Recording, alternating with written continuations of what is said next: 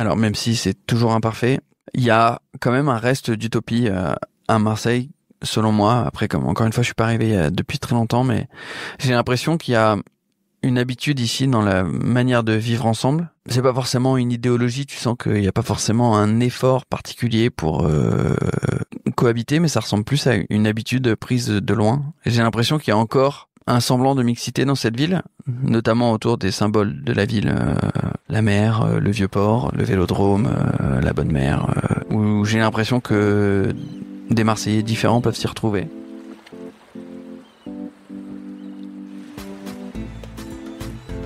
Vous écoutez Marseille Créative, je suis Clémentine Roux, votre hôte. Dans ce podcast, découvrez les histoires d'artistes, d'artisans, de chefs, de designers, mais pas que. Vous entendrez des personnes engagées, marseillaises d'origine ou d'adoption, connues ou moins connues, qui font bouger Marseille grâce à leurs mains, leurs yeux et leur cœur. Bienvenue dans Marseille Créative, le podcast qui met en lumière les créatives et les créatifs marseillais.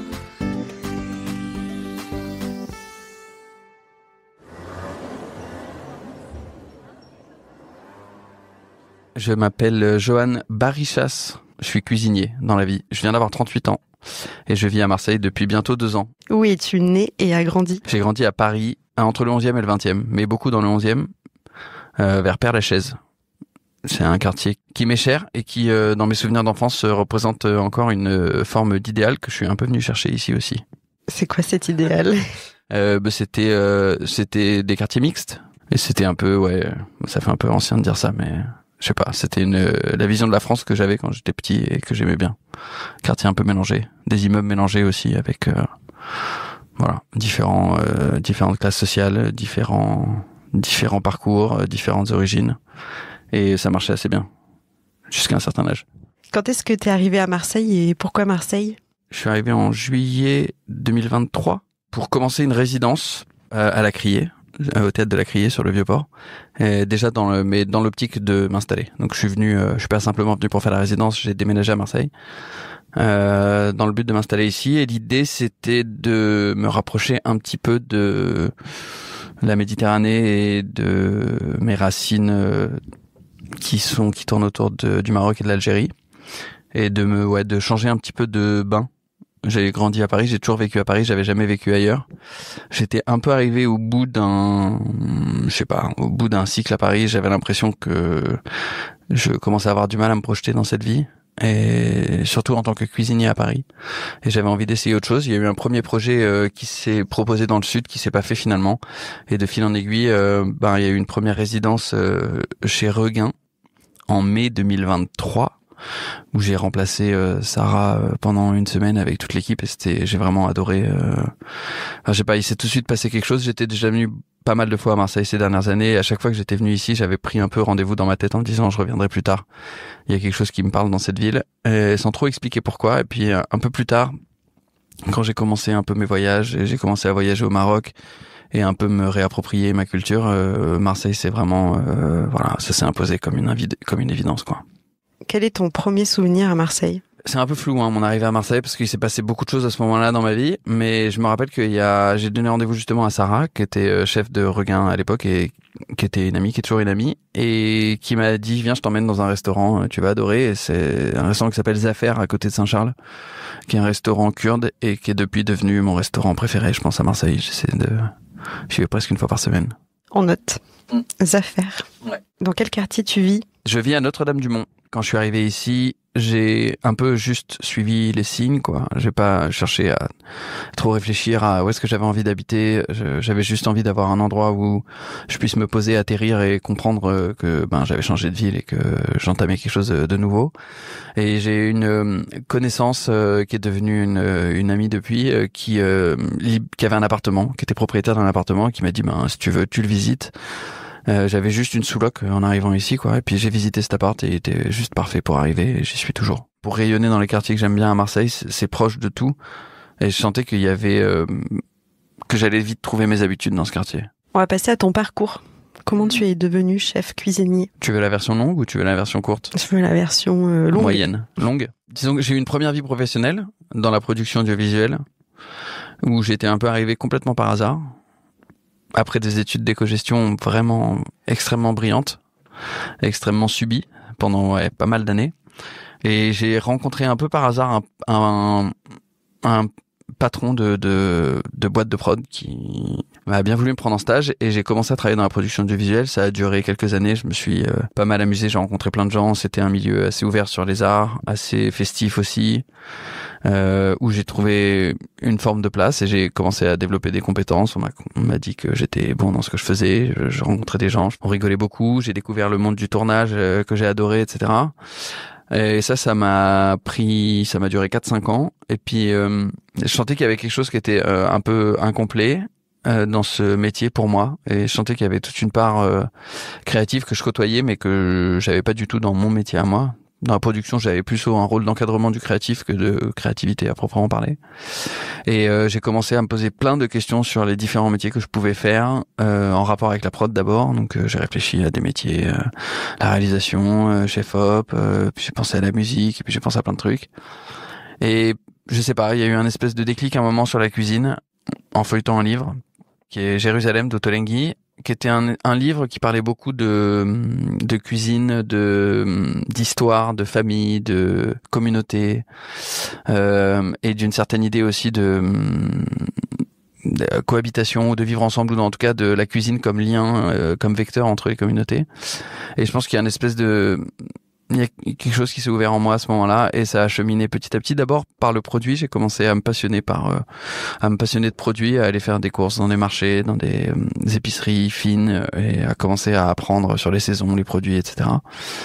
Et à ce moment-là, en sortant du travail, j'allais faire mes courses chez Terroir d'Avenir à Paris, qui était l'épicerie la plus, je sais pas, c'était un magasin de jouets, quoi. C'était magnifique, avec que des produits exceptionnels, que des choses que je découvrais complètement. Et j'ai commencé à y aller tous les jours, en fait, de manière presque un peu compulsive, comme ça, et à me plonger dans les produits, à les ramener à la maison, à essayer de les cuisiner, à regarder des recettes, des vidéos, ouvrir des livres, etc. J'ai naturellement cheminé vers la cuisine en partant de là. Et j'ai fait une petite étape, en fait, c'est qu'en partant de la prod, à force d'aller tous les jours faire des courses chez Terroir d'Avenir, j'ai fini par leur déposer un CV. Ils m'ont embauché. J'ai fait ça pendant 1 an et demi, 2 ans, le temps de faire le tour des saisons, de me rencontrer des cuisiniers, de me familiariser avec les produits, et puis ça m'a mis le pied à l'étrier, et puis c'est comme ça que j'ai commencé après la cuisine.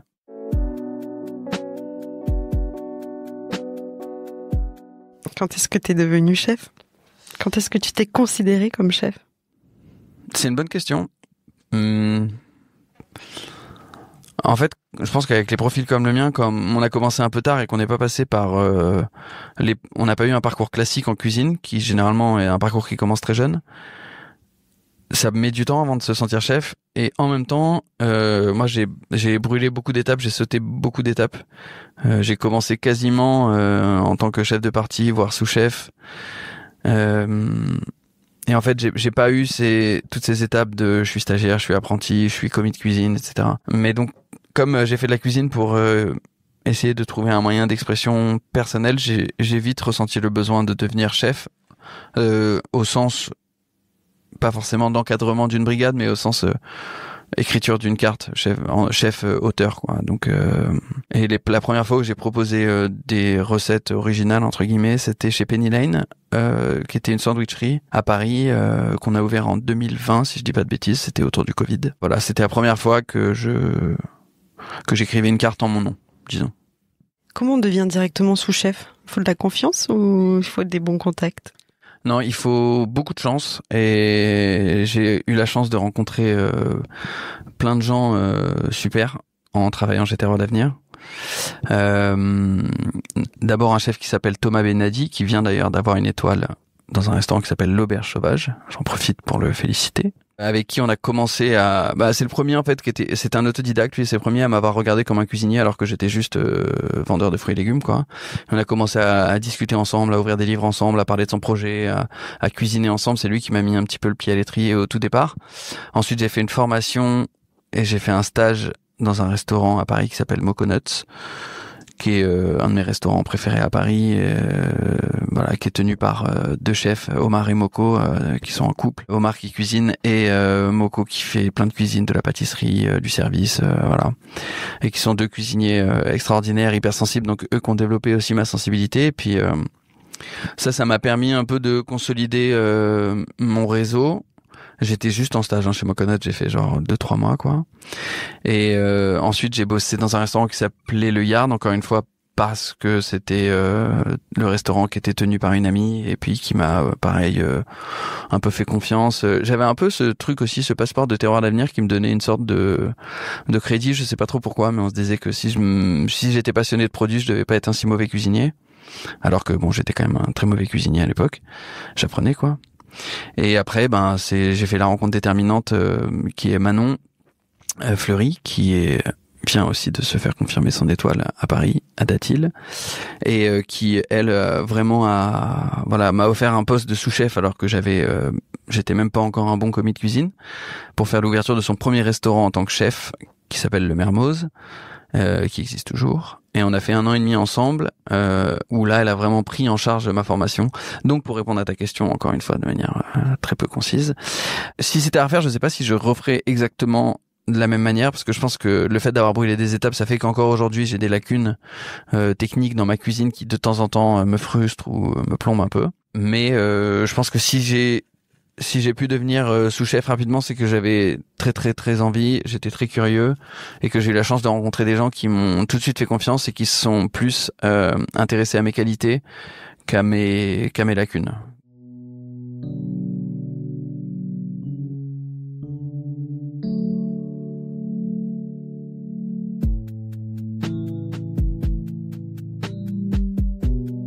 Comment tu décrirais ta cuisine ? C'est pas facile de décrire ma cuisine parce que bon, déjà c'est quelque chose qui est mouvant et qui a changé depuis que je suis arrivé à Marseille forcément, parce que je me suis aussi un peu adapté au terroir et à la culture gastronomique marseillaise. En tout cas, ce que j'essaye de faire en cuisine, c'est d'avoir à la fois un travail de mémoire, de raconter une histoire, celle de mes origines judéo-arabes, celle de mes grands-parents, mais qui est aussi une histoire française, puisque mes parents sont arrivés en France, et moi je suis né en France, et qui est aussi maintenant une histoire marseillaise. Donc voilà, c'est à la fois une cuisine de mémoire et une cuisine qui essaye de faire le lien entre ces différentes identités. Et alors ça, c'est le but, c'est aussi le Graal que je poursuis, sans vraiment y arriver pour l'instant, mais j'espère aussi que que cette cuisine puisse créer du lien entre des communautés qu'on a tendance à beaucoup opposer, et particulièrement aujourd'hui.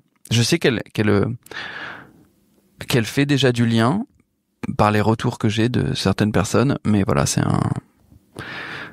un process long. Justement, j'avais demandé qu'est-ce que tu aimerais transmettre à travers ta cuisine.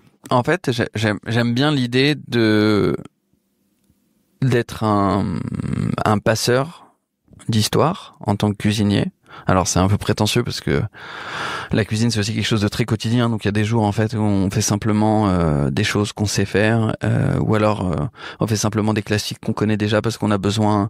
C'est une journée où on n'a pas beaucoup d'énergie, on n'a pas vraiment pas beaucoup de vibrations, pas beaucoup d'émotions, donc faut juste faire des choses qu'on sait déjà faire. Et voilà, je suis pas tous les jours en train de raconter une histoire dans mon restaurant, parfois je suis juste en train de cuisiner et d'essayer de faire quelque chose de bon avant 19h parce qu'il y a des gens qui arrivent pour manger.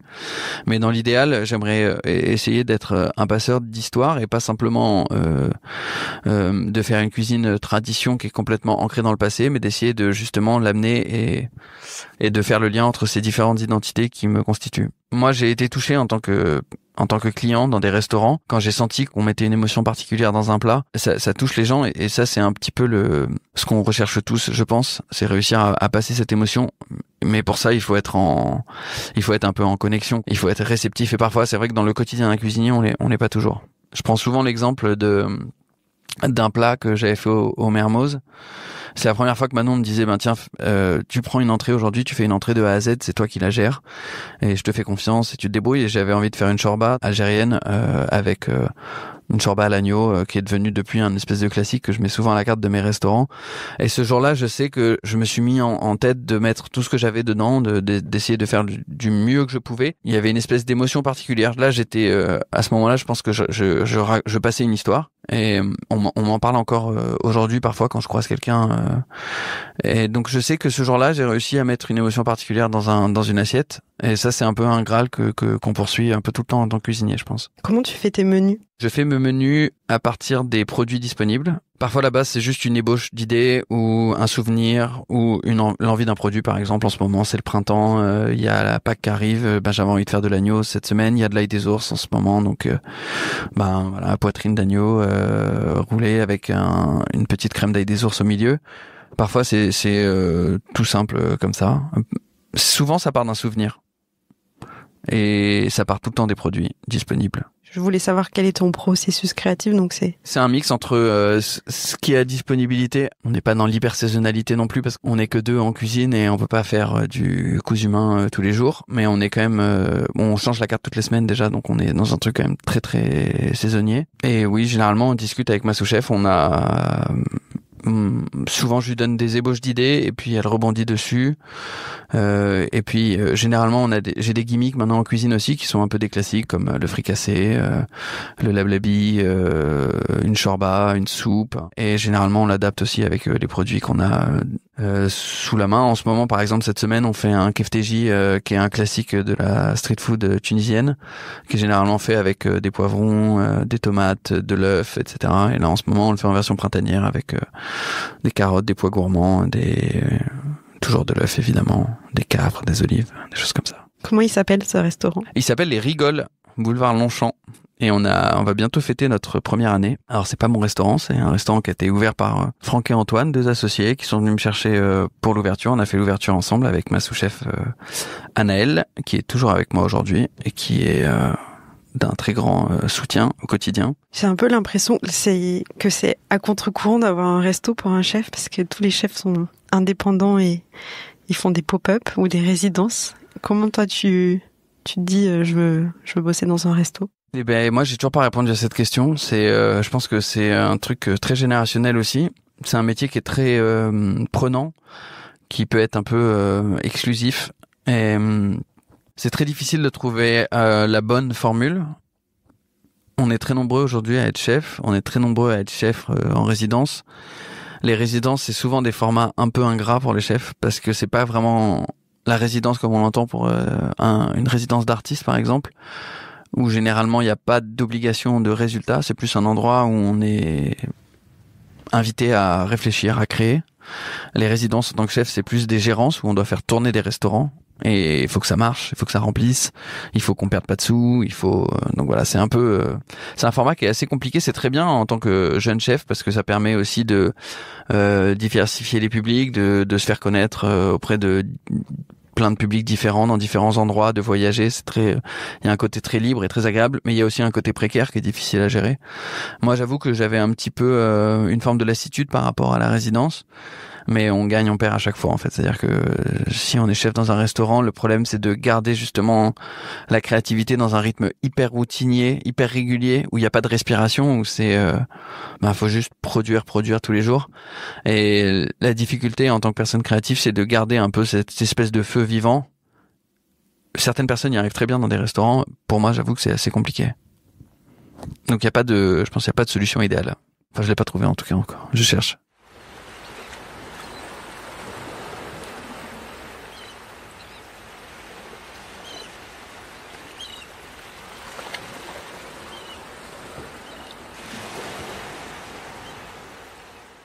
Est-ce que Marseille nourrit ta créativité? Il y a quelque chose de très évident, c'est qu'en arrivant à Marseille, je me suis connecté à ce mood méditerranéen. Il faut savoir que je suis arrivé à Marseille aussi après une série de voyages. Moi, je suis marocain-algérien d'origine, j'ai pas été en Algérie encore, mais je suis arrivé à Marseille après plusieurs voyages au Maroc et en Tunisie. Et c'était un peu dans cette envie aussi de me rapprocher de ces endroits-là que je suis venu m'installer ici. Et peut-être aussi dans un but de créer des ponts entre les deux rives. Donc je pense que Marseille m'inspire de cette manière, c'est que ça me met dans un bain qui est familier, qui est un bain que j'ai redécouvert récemment en commençant à voyager, qui m'a permis un peu de renouer justement avec cette identité judéo-arabe qui était présente chez moi et dans ma famille, mais qui était un peu dormante, qui est plus vivante maintenant. Et le fait de vivre ici, ça ça l'active et ça m'inspire beaucoup. Après, il y a des choses aussi très simples dans la manière de vivre ici qui m'inspirent, mais c'est simplement la manière d'appréhender le temps, la lumière, la manière d'interagir avec les gens qui est différente de ce que j'ai connu avant. Est-ce qu'il y a des figures marseillaises qui t'inspirent? Je suis dans une phase d'observation, là. Je j'ai pas encore bien appréhendé la ville, j'ai l'impression que je viens d'arriver. S'il y a des figures marseillaises qui m'inspirent, je dirais que c'est un peu des figures archétypales. C'est des gens que je croise dans la rue et qui, je sais pas, qui m'inspirent une espèce de vie rêvée quand je les regarde. J'ai un peu l'impression de découvrir des mondes nouveaux. Est-ce qu'il y a des lieux où tu te rends pour te ressourcer, t'inspirer? Pour se ressourcer, il y a quand même un endroit qui est évident ici. Je pense que c'est la réponse que tout le monde te donne, mais il y a quand même la mer ici qui fait quand même beaucoup de bien, qui régénère. Ça, c'est l'endroit numéro 1, je dirais. Il y a les marchés de Marseille, notamment le marché du Cours Julien mercredi matin qui est magnifique, où il y a une ambiance comme ça qui est très très vivante et qui change au fil des heures avec que des produits du coin, donc il y a aussi un instantané de la saison, ça c'est très inspirant. Et puis il y a des quartiers à Marseille en particulier qui m'inspirent, c'est juste Noailles, l'odeur des grillades, des herbes fraîches, Belzins, les petits restaurants cachés dans les rues. Quelles sont tes 3 adresses favorites à Marseille? Ça, c'est vraiment la question piège. Alors, il y a Zafer, déjà, qui est le restaurant kurde dont je te parlais tout à l'heure, qui est vraiment... je trouve qu'il est à chaque fois que j'y vais, ça me semble pas assez rempli par rapport à la qualité de cuisine qui est servie. C'est délicieux. Ils sont absolument adorables. C'est une famille qui tient le restaurant. C'est vraiment d'excellents cuisiniers et cuisinières. C'est hyper bon. Il y a un truc hyper réconfortant, cuisine de famille, un peu cuisine de maison. Et c'est délicieux. Ouais, j'adore y aller. Et c'est mon petit plaisir. J'y vais souvent tout seul d'ailleurs. J'aime évidemment aller chez Journaux, c'est vrai que moi qui ai une petite obsession avec le passé, c'est toujours un petit voyage dans le temps d'aller voir David, et en même temps c'est très présent et c'est délicieux. Voilà, juste un fricassé, une citronnade, un petit gâteau, voilà, ça marche à tous les coups. Et dans mon quartier, j'aime beaucoup aller chez Radia aussi. Je les trouve vraiment adorables à chaque fois, quoi. Ils sont hyper accueillants. C'est un lieu qui est tenu par des personnes qui ont envie de faire plaisir. C'est toujours très gourmand, très gentil. Il y a toujours un peu de sourire dans l'accueil, toujours une petite blague. C'est très personnalisé. Voilà, on s'y sent bien comme à la maison. Donc, voilà, moi j'aime bien ce genre d'endroit. Ça reste des endroits simples. Qu'est-ce qui te rend fier d'habiter à Marseille? Ce qui me rend fier d'habiter à Marseille, je dirais que, alors même si c'est toujours imparfait, il y a quand même un reste d'utopie à Marseille. Selon moi, après, comme encore une fois, je suis pas arrivé depuis très longtemps, mais j'ai l'impression qu'il y a une habitude ici dans la manière de vivre ensemble. C'est pas forcément une idéologie. Tu sens qu'il y a pas forcément un effort particulier pour cohabiter, mais ça ressemble plus à une habitude prise de loin. Et j'ai l'impression qu'il y a encore un semblant de mixité dans cette ville, notamment autour des symboles de la ville. Que peuvent être la mer, le Vieux-Port, le Vélodrome, la Bonne Mère, où j'ai l'impression que des Marseillais différents peuvent s'y retrouver. J'ai l'impression qu'il y a quand même une forme de tradition de solidarité dans la ville, et qui n'est pas simplement qui est pas simplement culturelle, mais qui est aussi portée par il y a pas mal de projets solidaires. En tout cas, moi, on m'en a présenté beaucoup depuis que je suis là. Par exemple, la première résidence que j'ai fait aux Grandes Tables de la Criée, c'est les Grandes Tables de la Friche, c'est une entreprise d'insertion. Ça m'arrive aussi d'aller au Baumé, parce que l'association qui gère les Baumés m'a choisi comme partenaire de temps en temps pour faire des retours sur les cartes, les nouvelles cartes saisonnières qui sortent à chaque fois. Donc j'ai l'impression qu'il y a beaucoup de projets de chantiers d'insertion à Marseille. Je trouve ça chouette qu'on essaye encore. Est-ce que tu ressens cette forme de solidarité entre les chefs? Ouais. Alors c'est un métier qui est un peu particulier, c'est un microcosme qui est un peu particulier, la cuisine, parce que c'est un tout petit milieu. Dans la bistronomie marseillaise, c'est encore un plus petit milieu, et il y a forcément, comme dans tous les micro-milieux, un petit peu un système de caste où on essaie de savoir qui est plus ou moins notre équivalent, qui est plus cool, qui est moins cool, qui est plus compétent, qui est moins compétent, qui fait le blablabla. Bon, Ça, à Paris, je trouvais que ça pouvait être assez présent, même s'il y a aussi une forme de solidarité entre les cuisiniers. En fait, il y a toujours une forme de solidarité entre les cuisiniers, partout, parce que c'est un métier où globalement on galère, où globalement il y a de la pénibilité. Mais je trouve qu'à Marseille, il y a une réelle solidarité entre les chefs, et il y a une compétition qui est mignonne et qui est saine, mais qui est pas une compétition écrasante. Parfois, j'ai un peu l'impression qu'il y a une forme de snobisme et d'élitisme qui peut se mettre en place dans certains milieux, et je trouve que ça sonne faux ici. Et je pense qu'il y a quand même un truc globalement très bienveillant entre les gens. C'est marrant que tu dises, c'est pas marrant, mais que tu dises que c'est la galère globalement, parce que je trouve que le métier de chef cuisinier est un métier très mis en avant, en lumière, avec Instagram notamment. Il y a un côté un peu cool d'être chef, il y a plein de gens qui veulent devenir chef. Et donc toi, tu nous rappelles qu'il n'y a pas que le côté... En fait, ça a à la fois des très bons côtés, c'est que ça a amené beaucoup de cuisiniers sur le marché du travail, et il y avait une forte demande. C'était un métier qui était en tension, on cherchait beaucoup de personnel. Et il y a plein de nouveaux profils qui arrivent dans la cuisine, ce qui est très positif parce que j'en fais partie. Je fais de la cuisine depuis presque 10 ans maintenant, mais je suis aussi un reconverti. Il y a plein de nouveaux profils qui arrivent et qui amènent d'autres cultures professionnelles, hérités d'autres milieux, donc avec une forme de management différente, des relations différentes au travail, etc. Donc ça a permis aussi un petit peu de rendre globalement, je pense, le métier de cuisinier un peu moins opaque et un peu moins violent parfois, mais ça crée aussi une forme de compétition plus grande. Comme tu dis, il y a beaucoup de gens qui aspirent à être chef, il y a beaucoup de gens qui brûlent les étapes aussi, comme moi j'ai pu le faire. Donc il y a des gens qui sont chefs très vite, et donc il y a de plus en plus de résidences, de plus en plus de gens qui font des pop-up, des trucs. Donc c'est un peu difficile à suivre, il n'y a pas de la place pour tout le monde, le marché est pas non plus extensible à l'infini. Et ça reste un métier où il y a un décalage entre le niveau d'exposition qu'on peut avoir, et certaines personnes s'en sortent extrêmement bien, par leur talent, par leur travail, par le fait en multipliant les collaborations, etc.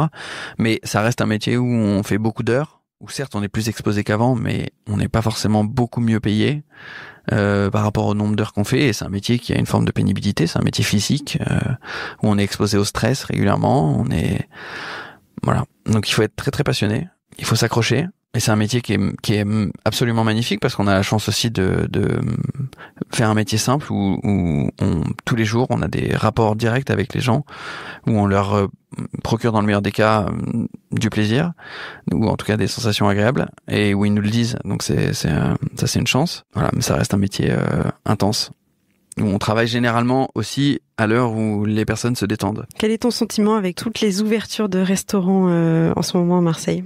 C'est un sentiment très positif. Enfin, il y a eu des copains cuisiniers qui sont installés récemment, qui sont des bons cuisiniers en plus, donc qui vont, je pense, apporter qui vont un peu nourrir cette compétition saine qui existe déjà dans la ville. Où forcément, s'il y a des nouveaux gens qui arrivent, des nouveaux restaurants qui sont bons, qui travaillent bien, qui sont pros, qui sont constants, ça va pousser un peu tout le monde vers le haut. Et puis ça, en tant que client aussi, c'est un plaisir d'avoir des nouveaux endroits à découvrir, des nouvelles cuisines. En tant que cuisinier, c'est super inspirant aussi.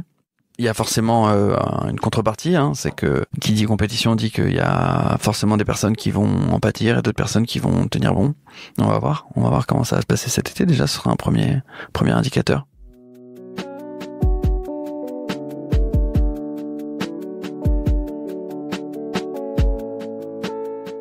Qu'est-ce qui te révolte dans cette ville ?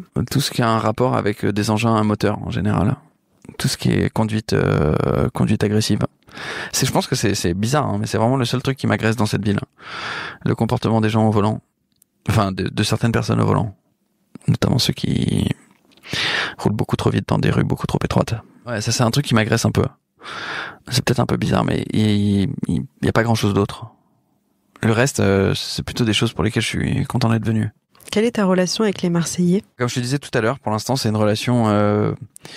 je pense que j'ai quand même eu de la chance, parce que en arrivant à la Criée, à Marseille, ça m'a permis d'arriver dans une institution marseillaise. Je suis pas arrivé tout de suite dans Enfin, j'avais des bonnes prédispositions pour arriver à Marseille dans un microcosme parisien, et j'avais un petit peu envie de pas tomber dans cet écueil. Et la Criée, pour ça a été parfait parce que ça m'a permis de rencontrer des gens qui sont ici depuis longtemps ou qui ont grandi ici et de nourrir ces relations aujourd'hui. Donc, je suis très content de ça. Ensuite, j'ai travaillé un petit peu à La Relève aussi, qui est une autre institution marseillaise dans un autre style, mais qui m'a permis aussi de rencontrer des Marseillais. Et pour l'instant, comme je te dis, voilà, je suis juste dans une phase d'observation modeste où j'essaie de comprendre un peu les codes de la ville et comment les gens interagissent. On va passer au portrait chinois à la sauce marseillaise. Si tu étais une odeur. Ça, c'est vraiment tout de suite l'odeur des grillades qui est un peu partout dans Marseille, particulièrement rue d'Aubagne ou à Belzins, et l'odeur des herbes fraîches et des fruits frais. Si tu étais un son. Le son, c'est pas facile. Il y en a pas mal. J'hésite entre le grognement du gabian, qui est quand même souvent devant ma fenêtre. Et il y a un son que j'aime beaucoup, que j'entends souvent en arrivant près du Vieux-Port aussi, c'est juste une voiture qui passe avec du rail et des rires. Si tu étais un goût. La harissa, je pense. Fumer si possible. Comment tu décrirais Marseille à quelqu'un qui n'a jamais mis les pieds ici ? Je dirais que c'est un mélange d'amour et de violence, et qu'il faut passer un peu plus d'un week-end pour comprendre le charme véritable de cette ville. En fait, moi, c'est marrant parce que j'ai fait tout l'inverse. J'ai commencé par faire des week-ends ici, et donc j'avais une vision biaisée de la ville. Et je pense que j'ai vraiment appris à l'aimer sur des temps longs. Est-ce que tu as un message à faire passer aux auditeuristes de ce podcast ? Non, pas de message. Venez manger rigole, du mardi au samedi soir. Et avec un peu de chance, vous serez bien accueillis. J'avoue que j'ai pas trop rebondi sur le contexte judéo-arabe. Est-ce que tu veux qu'on en parle ou... Je sais pas, parce que en même temps, c'est quelque chose de très intime chez moi, donc j'ai vraiment toujours du mal à en parler publiquement. J'en parle uniquement, généralement, avec des amis intimes, dont j'estime la capacité à avoir une certaine empathie, quel que soit le bord, entre guillemets, parce que c'est toujours un peu ridicule. Je pense qu'il y a beaucoup de gens qui sont qui sont dans un désir de paix et de fraternité, d'essayer de se concentrer sur les choses qui nous rassemblent. C'est ce que j'essaie de faire avec la cuisine, et il y a plein d'autres médiums pour le faire. Et je rencontre plein de gens qui ont envie de le faire par le biais et qui le font déjà par le biais de la musique, par le biais de documentaires. Et c'est un contexte qui est très difficile pour beaucoup de gens. Parce qu'il y a beaucoup de gens qui se sentent très très seuls dans leur souffrance et très incompris de toutes parts.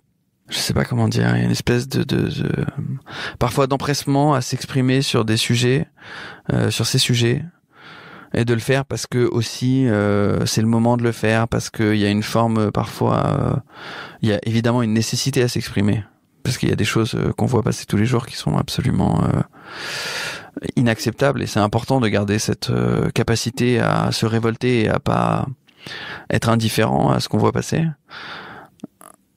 Mais il faut aussi prendre le temps de la réflexion, prendre le temps parfois de formuler un propos, de le réfléchir, de comprendre ce qui se passe un peu plus en profondeur, parce que ce sont des sujets qui sont complexes. Merci. Et je finirai juste par dire où est-ce qu'on peut voir ta cuisine, donc au Rigole. Au Rigole, absolument. 84 boulevard Longchamp, du mardi au samedi soir. Et en ligne, est-ce qu'on peut voir sur Instagram ? On peut voir des choses sur Instagram, sur mon compte Instagram Johan Barichas, qui est parfaitement décousu, mais où il y a aussi parfois de la cuisine.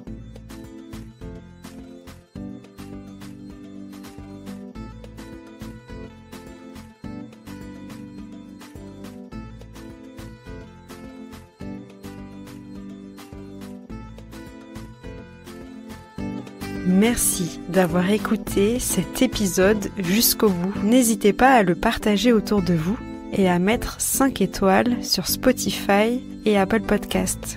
D'avance, un grand merci pour votre soutien et je vous donne rendez-vous dans 15 jours pour un nouveau portrait marseillais. À bientôt!